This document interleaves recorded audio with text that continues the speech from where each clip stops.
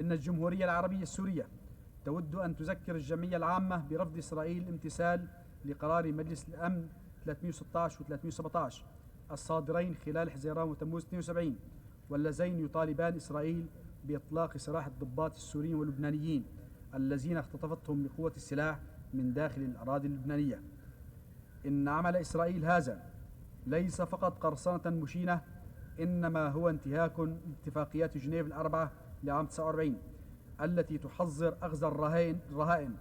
وقد استعملت إسرائيل وما زالت تستعمل الضباط السوريين كرهائن لأنها تشترط لإخلاء سبيلهم مبادلتهم بأسرى حرب إسرائيليين كانوا قد اعتقلوا أثناء قيامهم بعمليات حربية ضد الأقطار العربية.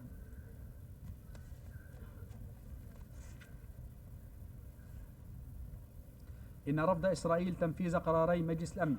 هو انتهاك للميثاق الذي يلزم الدول الأعضاء بتنفيذ قرارات مجلس الأمن، ولذلك فإن على الجمعية العامة اتخاذ الإجراءات الكفيلة لإطلاق سراح الضباط السوريين واللبنانيين دون أي قيد أو شرط. سيادة الرئيس، إن تردي الأوضاع في الشرق الأوسط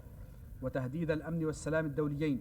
تتحمل مسؤوليتهما الكاملة إسرائيل التي تصر على تنفيذ مخططاتها التوسعية وتستمر في حرمان الشعب العربي الفلسطيني